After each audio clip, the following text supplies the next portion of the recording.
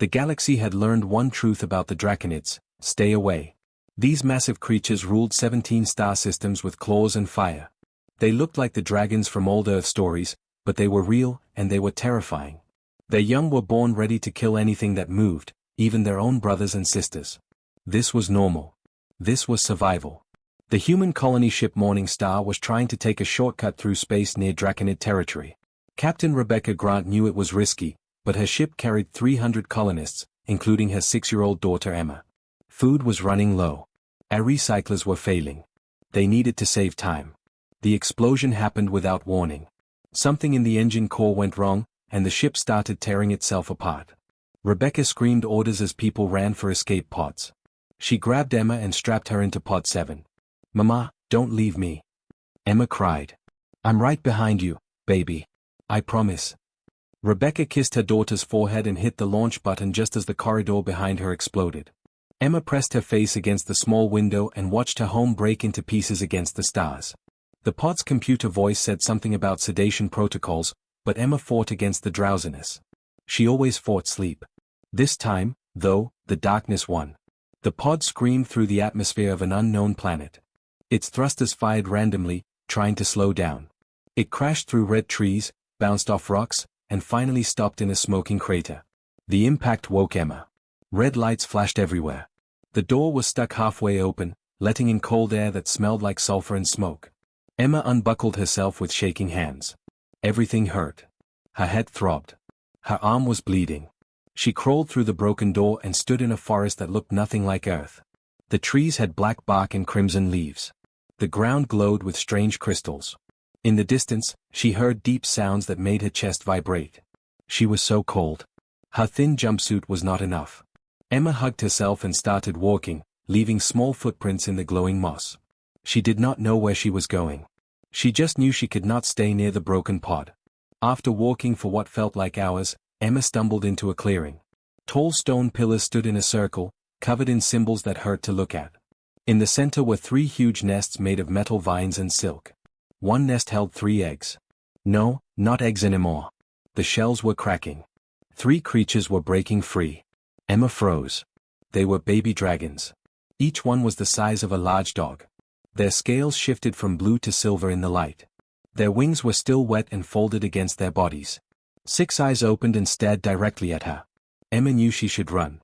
Every part of her screamed to run. But she was too tired. Too cold. And the nest looked so warm. The 3 baby dragons watched the strange 2-legged creature stumble toward them. Their instincts fired warning signals in their young brains. Unknown thing. Possible danger. Attack it. Kill it. But something was wrong with their instincts. The creature was not attacking. It was crying. Water leaked from its eyes. Its body showed fear and exhaustion and cold. It looked so small. So helpless. The largest baby dragon, with bright silver scales, tilted its head sideways. The other 2 shifted nervously. Emma reached the edge of the nest. "I'm sorry," she whispered. "I'm just so cold. Please." She climbed into the nest and curled into a ball among the warm silk fibers. The baby dragons tensed, ready to strike with their tiny claws and teeth. Emma's eyes closed. "Thank you," she mumbled, already falling asleep. The 3 dragons looked at each other. This was wrong. Everything in their genetic memory said this was wrong. They should kill this thing. That was what baby dragons did. They killed everything until they learned who was safe. But the creature was so small. So cold. So vulnerable. The silver dragon moved first.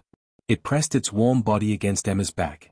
The second dragon, with deep blue scales, curled near her front. The third, smaller and covered in dark scales, rested its head on Emma's shoulder. Emma sighed in her sleep and pulled them closer like stuffed animals. The dragons felt something strange in their chests. Something warm that had nothing to do with their internal fire. They fell asleep protecting the strange creature. Somewhere deep in their ancient DNA, something fundamental started to change. Commander Draxus and Scholar Myra returned from hunting. They were the parent dragons, each 30 feet long from nose to tail. They carried a dead animal between them to feed their newly hatched babies. They landed with powerful wing beats that created small windstorms. Draxus stopped walking. His eyes went wide.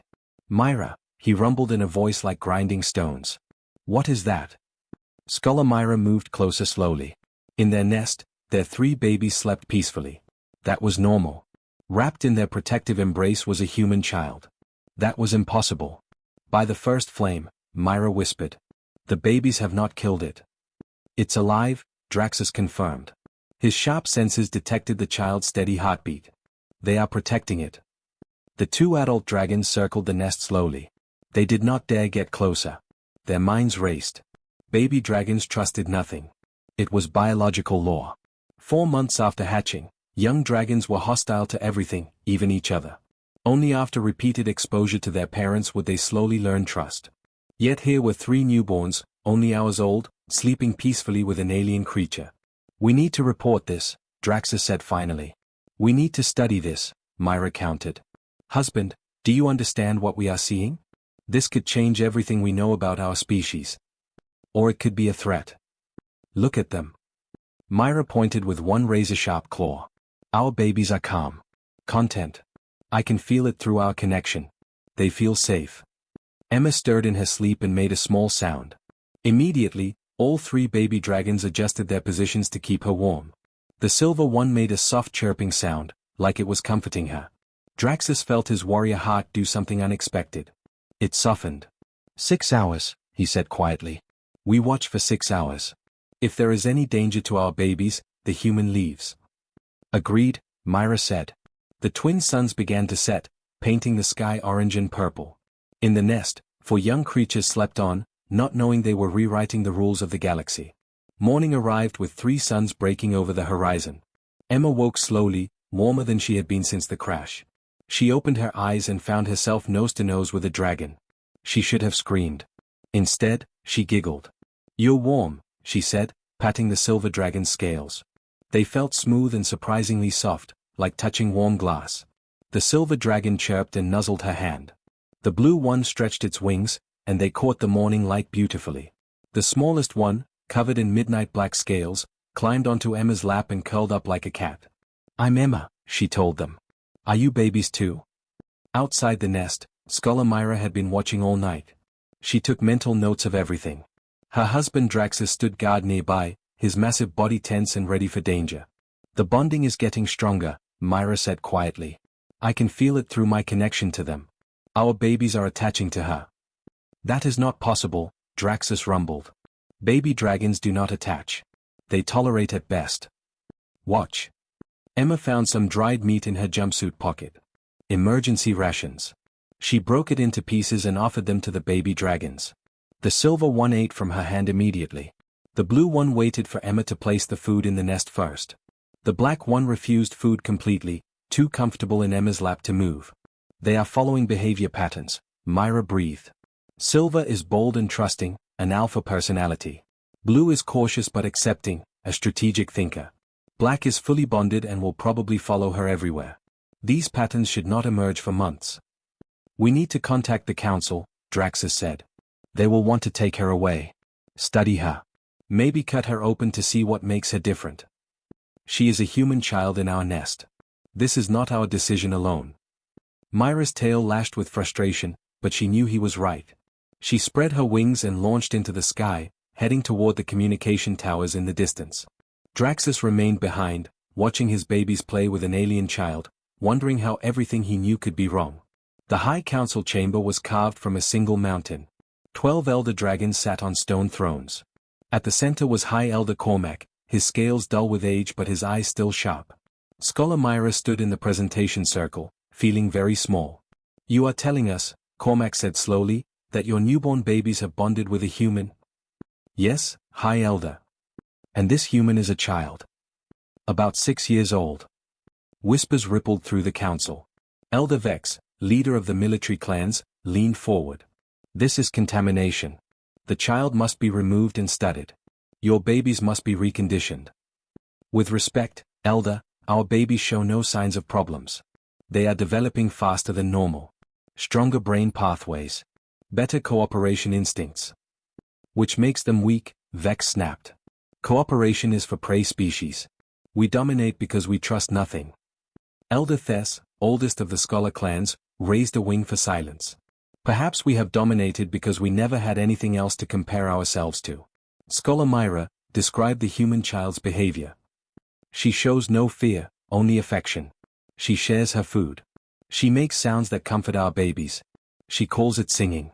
She is teaching them to play. Play? Vex looked disgusted. Baby dragons do not play. Mine do now, Myra said firmly. And they are thriving. Cormac shifted on his throne. The humans will want their child back. They may already be searching. They are, confirmed Intelligence Elder Rax. We have detected increased human activity in nearby space. They are conducting rescue operations. Then we return the child and end this, Vex said. No, Thess said quietly. All eyes turned to her. We study this. Carefully. Under controlled conditions. If humans have some quality that can improve our baby's development, we would be fools to ignore it. You would breed weakness into our young. Vex challenged. I would discover if what we call strength has been holding us back, Thess countered. The debate continued for hours. Finally, Cormac raised his wings for silence. The child stays, he declared. Under guard. Under observation. We will learn what makes humans different. And we will decide if that difference is opportunity or threat. He turned to Myra. Scholar, your family is now responsible for humanity's first ambassador to our world. Do not fail us. While the council debated, things were happening in human space. Captain Rebecca Grant stood on the bridge of the rescue ship Determination, staring at star charts with red eyes. She had not slept since the disaster. Could not sleep while Emma was missing. Captain, Lieutenant Peter said quietly. We have confirmed the trajectory of Pod 7. Rebecca's heart stopped. Where? Draconis Prime. The bridge went silent. Everyone knew what that meant. Draconis Prime was the dragon homeworld. The most dangerous planet in known space. No human had ever landed there and survived. My daughter is on Draconis Prime, Rebecca said flatly. We cannot mount a rescue there. The dragons would consider it an act of war. Then we negotiate. The dragons do not negotiate. They conquer or they ignore. Rebecca turned to face her crew. She was a small woman, barely 5'3", but in that moment she seemed 10 feet tall. Contact Earth. Tell them we need the diplomatic corps. Tell them we need authorization for first contact. Tell them, her voice cracked slightly, tell them a mother is asking permission to get her daughter back. By the time Myra returned to the nesting grounds, Emma had named the baby dragons. This is Flicker, she said, petting the silver one. Because he's so fast and bright. And this is Sky, because she's blue like the sky at home. And this is Shadow, because he follows me everywhere. Draxus looked at his wife. She has named our babies. Emma noticed the two giant dragons and tried to hide behind Sky, who was now almost twice her size after just one day of growth. All three baby dragons immediately moved between Emma and their parents, protecting her. Fascinating, Myra whispered. They are defending her from us. Emma peeked around Sky's wing. Are you their mama and papa? The question was so simple that both adult dragons were speechless. We are their parents, Myra said carefully. That's good, Emma said. My mama is looking for me. She's probably really scared. Your mother is alive? Draxus asked. Emma nodded. She's a captain. She'll find me. She always finds me. Something in the child's absolute certainty touched Myra's heart. She thought of her own babies, imagined them lost and alone, and suddenly understood what drove the human rescue efforts. We will contact your people, Myra said. You will speak to your mother. Really? Emma's face lit up. Really? But Emma, you may not be able to go home right away. Why not? How did one explain galactic politics to a 6-year-old? Because you are teaching us something important, Myra said. Something we never knew about ourselves. And we need time to learn. Emma looked at Flicker, Sky, and Shadow. They chirped and nuzzled her, their scales glowing brighter when she smiled. Okay, Emma said. But I want to talk to my mama every day. Agreed. That night, as Emma slept surrounded by her dragon companions, Draxus stood watch. What have we done? He asked quietly. Changed the galaxy, Myra replied. For better or worse, we have changed everything. Above the planet, human ships began arriving. Not warships. Humanity did not have that kind of power. But diplomatic vessels, broadcasting messages of peace and one desperate mother's plea. The Dragon Empire, for the first time in its history, listened. The first communication between Captain Rebecca and her daughter happened in a guarded chamber deep inside a dragon building. Scholar Myra had insisted on neutral ground, away from the nesting area. But Emma refused to come without Flicker, Sky, and Shadow. The result was a diplomatic meeting that looked more like a school pickup. Rebecca appeared on the holographic display, her face tired but her eyes bright with tears. "Emma? Baby, can you see me?" "Mama." Emma ran toward the image, passing right through it. She stumbled, confused, then turned back. "Why can't I hug you?" "It's just a video, sweetheart. But I can see you. Are you hurt? Have they hurt you?" "No, Mama. Look, I made friends." Emma pointed to the 3 baby dragons, now the size of ponies after just 3 days. They looked at the hologram with curious eyes. Rebecca stared at the dragons, then at the massive forms of Draxus and Myra in the background. Her training as a captain fought with her instincts as a mother. "Emma, I need you to stay calm and listen carefully." "They're nice, Mama. They keep me warm and they purr when I pet them, and Sky can almost fly now, and Shadow always shares his food even though he's the smallest, and Flicker is so smart he's already learning words." "Emma. And their Mama is a scientist and their Papa is a soldier and they have 3 sons here and the trees are red and—" "Emma Grace Grant," Rebecca said firmly, using the full name that meant business. Emma stopped talking. "Ah. You. Safe?" Emma looked at the dragons, then at Myra. "Yes, Mama. I'm safe." Rebecca took a shaky breath. Okay. Then we're going to figure out how to bring you home." "The child may not be able to return immediately," Myra said, stepping into view. Rebecca instinctively reached for a weapon she was not carrying. "You're keeping my daughter hostage." "We are protecting something we do not understand," Myra replied calmly.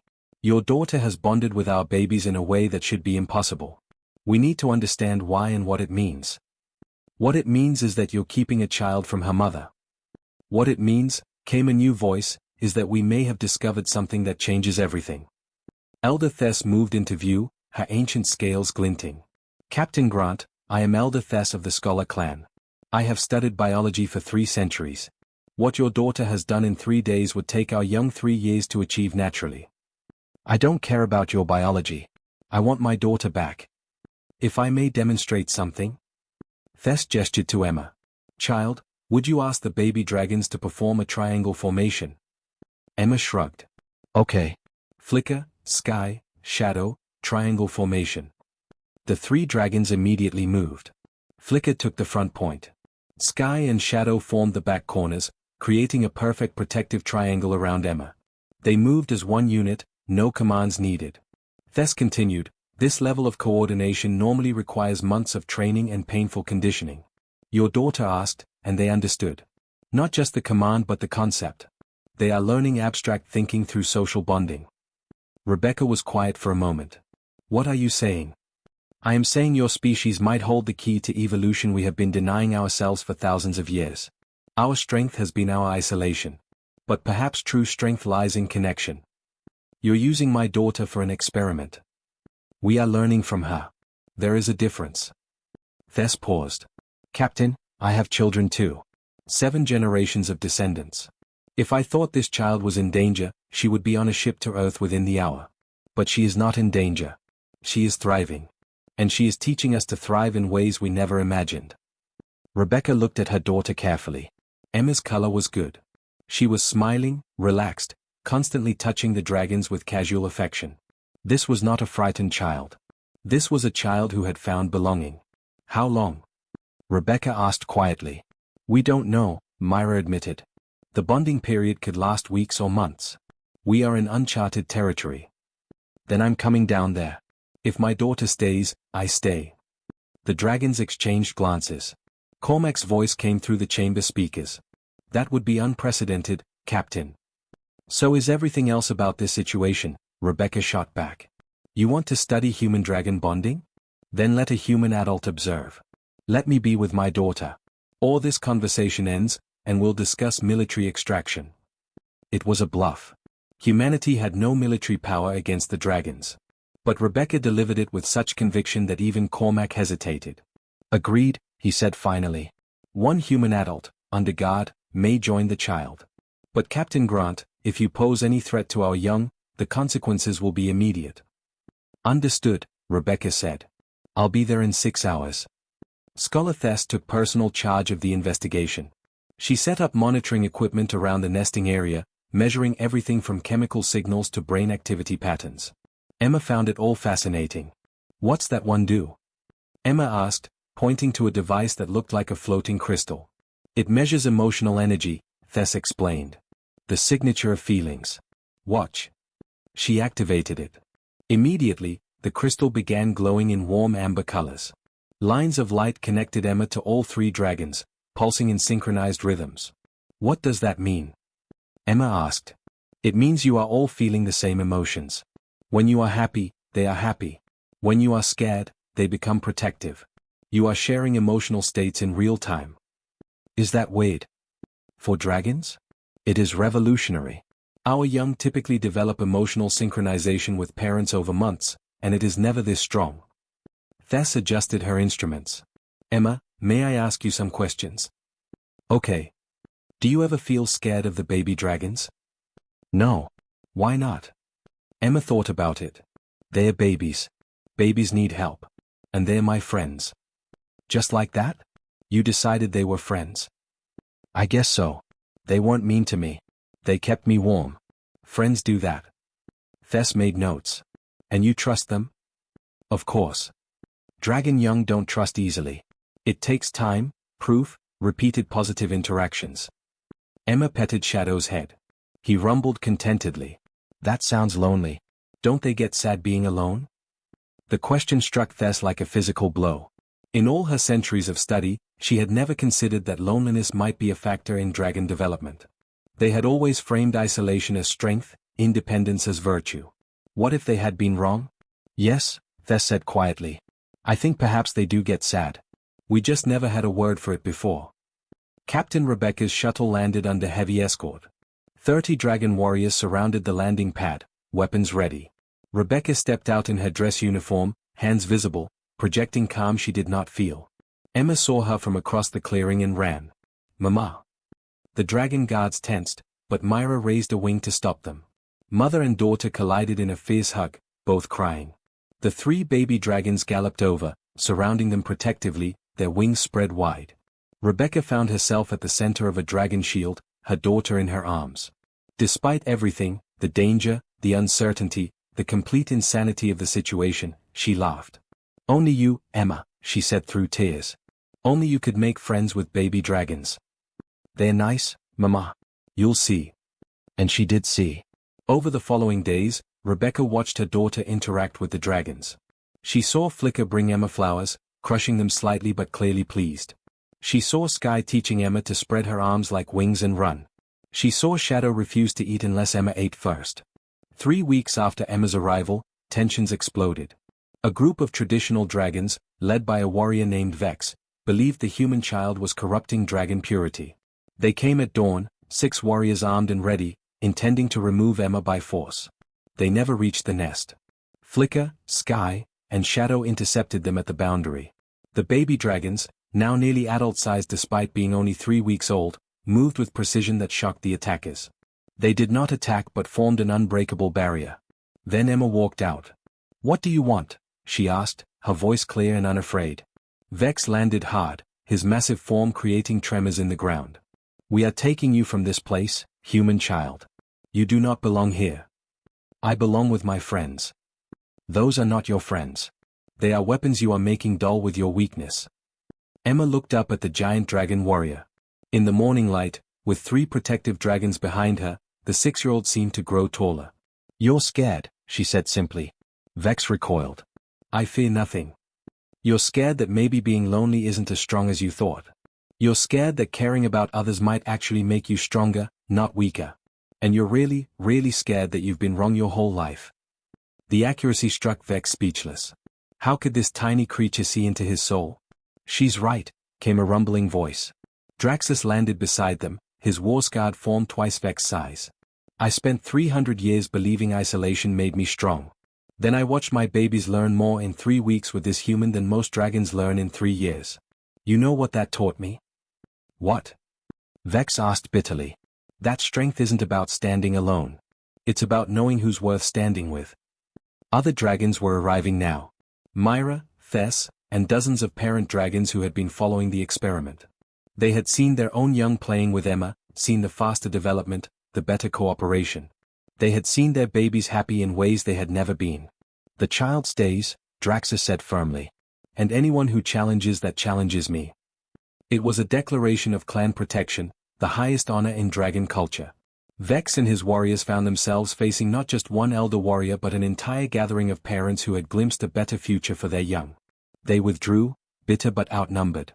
Emma ran to Draxus and hugged his massive leg. "Thank you." The old warrior looked down at the small human child, felt her absolute trust and affection, and understood with crystal clarity why his babies had bonded so completely. "Thank you, small one," he rumbled back, "for teaching an old dragon new truths."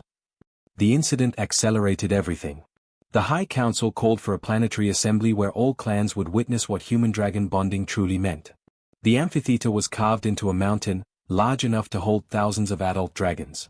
In the center stood a simple platform where Emma waited with Flicker, Sky, and Shadow. Captain Rebecca stood nearby, her hand resting on a ceremonial blade she had been given as an honored guest. Scholar Thess addressed the assembly first. 3 weeks ago, a human child fell from the sky into our world. By all our understanding, she should have been killed instantly by our young. Instead, we witnessed the beginning of something our science cannot fully explain but can measure: perfect bonding. She activated holographic displays showing brain scans, growth charts, behavior analyses. The baby dragons bonded to Emma Grant have developed abilities 300% faster than average. Their capacity for thinking, emotional control, and teamwork exceeds dragons twice their age. And most remarkably, they show no signs of the aggressive isolation that defines normal development. Murmurs rippled through the crowd. Elder Vex stood. "You speak of changes as though they are benefits. What you describe is contamination. The babies are being made soft, weak, dependent. Or, Thess countered, they are being given what we've denied our young for thousands of years, the foundation of emotional security that allows true strength to develop. Permit me a demonstration." She nodded to Emma. The little girl stepped forward. "Hi," she said simply. "I know a lot of you are scared of me. That's okay. New things are scary." Some dragons shifted uncomfortably at being called scared by a human child. "But I want to show you something." Flicker, Sky, Shadow, Aerial Formation Phoenix. The 3 young dragons launched into the air. What followed left the assembly breathless. The dragons moved as one organism, their movements perfectly synchronized. They performed maneuvers that required years of training: barrel rolls, split formations, inverted flight, and complex weaving patterns. Through it all, Emma stood below, not giving commands, but somehow guiding them through pure connection. The dragons landed in perfect formation. "That's impossible," breathed a warrior in the crowd. "Those are advanced military techniques. My son trained for 5 years to learn half of that." "Watch more," Thess said. Emma approached the edge of the platform. Below, separated by barriers, were 6 other baby dragons from different families, all the same age as Flicker, Sky, and Shadow.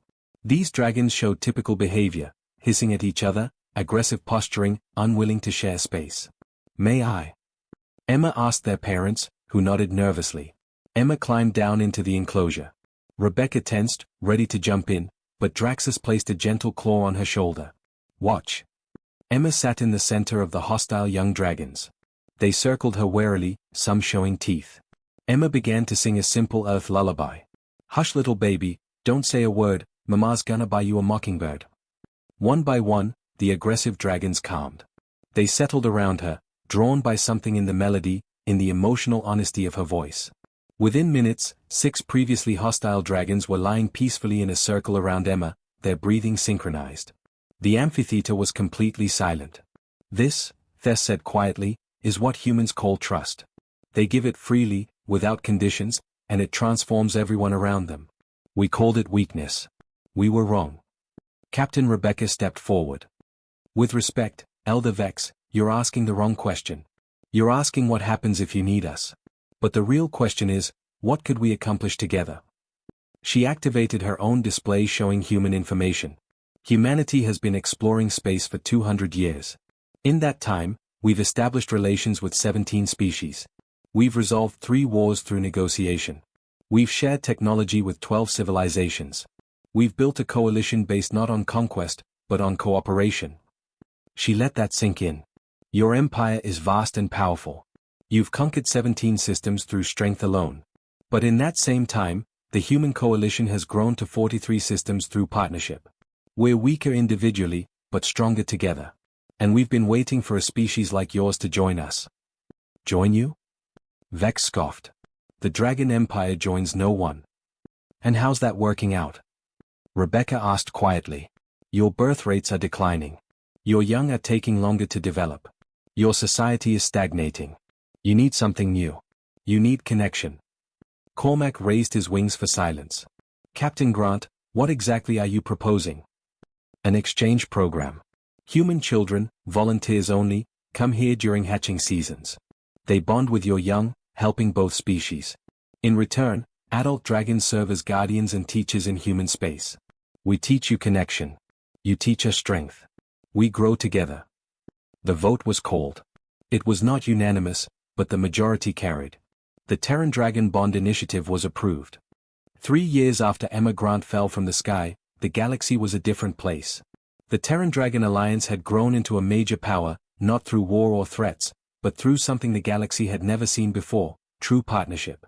17 species had asked to join, attracted by the combination of dragon strength and human diplomacy. Emma, now 9 years old, stood on the bridge of the Unity, a ship built by both humans and dragons together. Below, the dragon homeworld glowed in the light of its 3 suns, but it was not her destination today. Today, she was heading home to Earth. Nervous? Flicker asked. His voice was a deep rumble now that he was full-grown. He had learned to speak English fluently, though his accent made some sounds rough. A little, Emma admitted. It's been 3 years. What if Earth feels strange now? Then it feels strange, Sky said practically. She was the largest of the 3 siblings, her scales now deep navy blue with silver patterns. But it's still home. Shadow, sleek and dark as midnight, nuzzled Emma's shoulder. We'll be with you. Always. That had become literal truth. After long negotiations, Flicker, Sky, and Shadow had been approved as the first dragons to live permanently on Earth. They would serve as ambassadors, teachers, and most importantly, Emma's family. Because that's what they were now. Not human and dragon. Just family. Captain Rebecca entered the bridge in her new uniform. Admiral now, promoted to head the Alliance fleet. She had aged in 3 years, silver threading through her hair, but she smiled more. Trusted more. Ready, sweetheart. Ready, Mama. The Unity broke orbit, its hybrid engines making the journey to Earth in record time. Earth had changed too. The Bond Initiative had expanded to 5 human cities, each hosting dragon nesting grounds. The sight of dragons flying over London, New York, Tokyo, Mumbai, and Sao Paulo had become normal. More than normal. Celebrated. Human children competed for spots in the program. Dragon parents traveled months to find the right human companion for their babies. The waiting lists were years long. Emma's shuttle landed at the New York Alliance Center, where she was immediately surrounded by reporters and cameras. She was famous now. The first child, the human who started everything. Her face was on textbooks, her story taught in schools. She hated it. Miss Grant. Emma. How does it feel to return to Earth? What message do you have for children entering the Bond Initiative? Is it true you can communicate mentally with your bonded dragons? The questions came like bullets. Emma froze, overwhelmed, until Flicker's wing curved protectively around her. The child is tired from travel, he rumbled, his voice carrying natural authority. Questions can wait. The reporters actually backed off. Flicker had that effect on people. Inside the center, away from cameras, Emma finally relaxed. Scholar Thess was there. She had become the initiative's chief administrator. Draxus and Myra were there too, having relocated to Earth to oversee the program's expansion. Welcome home, Emma, Thess said warmly. Emma's return to Earth was not the homecoming she imagined. She thought she would slip back into normal life, go to school, make friends, be a regular kid. But she was not regular anymore. At her first day at the Alliance Academy, a special school mixing human and young dragon students, Emma realized how much she had changed. While other kids struggled to understand basic dragon body language, she read it instinctively.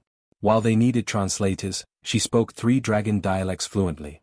While they were nervous around young dragons, she moved among them like water. She had become something between species. Not quite human. Not quite dragon. Something new. It was lonely. One afternoon, Emma sat on the academy roof with Flicker, watching the sunset. Shadow and Sky were teaching a flight class below. "Do you ever miss being just a dragon?" Emma asked quietly. "Before you knew me? When things were simpler?" Flicker considered this seriously. "I don't remember before you. My first real memory is warmth and safety in your heartbeat. You're woven into everything I am." He turned his massive head to look at her. "But I understand the question. You're asking if the price of connection is losing yourself. Am I still human?" Emma whispered. "Or am I something else now? Does it matter?" "It feels like it should matter." Flicker rumbled thoughtfully. "My mother once told me that dragons used to believe we were pure, uncorrupted by other species, perfectly ourselves. Then you showed us that perfectly ourselves meant perfectly alone. Maybe you're not human anymore. Maybe I'm not purely dragon. Maybe we're both something better, something that couldn't exist alone." Emma leaned against his warm scales. "When did you get so wise?" "I learned from my best friend." The real test of the alliance came 6 months later, when an external threat forced humans and dragons to fight together for the first time. The cavern swarm, a hive mind species that consumed worlds, entered Alliance space. They destroyed 2 colonies before anyone realized they were there, moving like locusts, overwhelming defenses through sheer numbers. The Alliance Council met in emergency session. "We need to evacuate the border worlds," argued a human diplomat. "Pull back to defendable positions."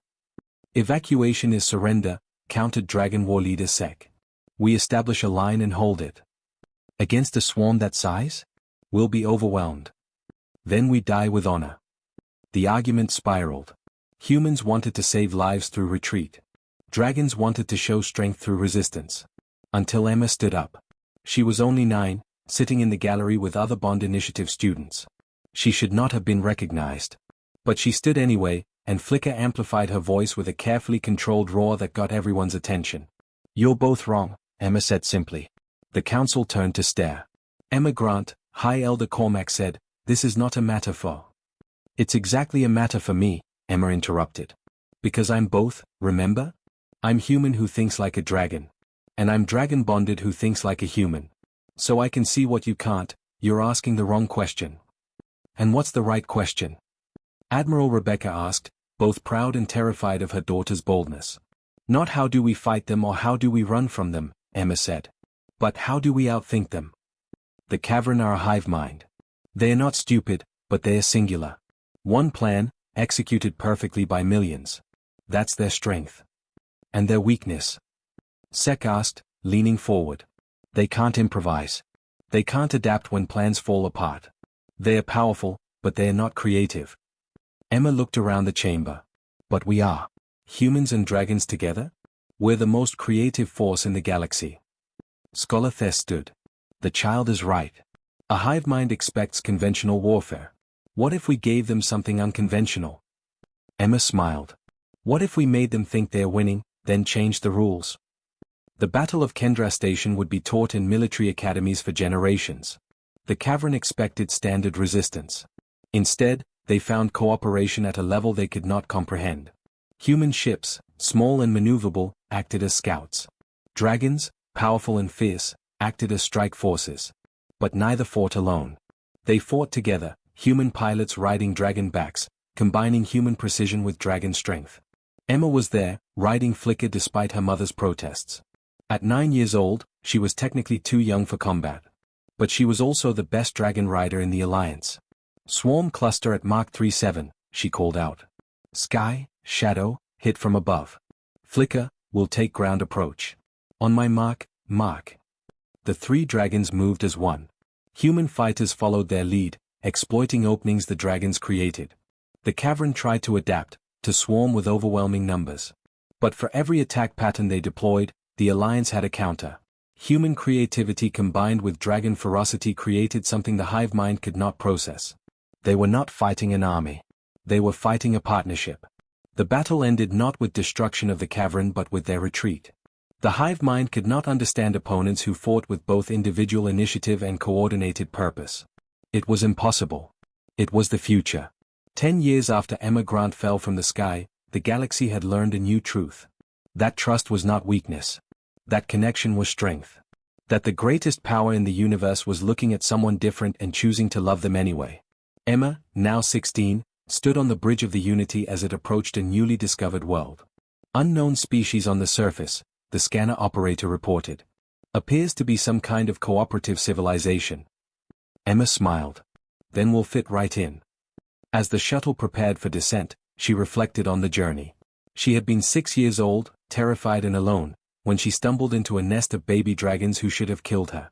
Instead, they loved her. And in loving her, they changed the galaxy. Ready? Flicker asked. Ready, Emma confirmed. Together, human and dragon, child and companion, friend and family, they descended to meet another species, to share another story, to teach another lesson about the power of believing in the impossible. They said dragon cubs trusted no one. They were wrong. Dragon cubs trusted everyone who was brave enough to trust them first. And humanity had never met a lonely species it could not love.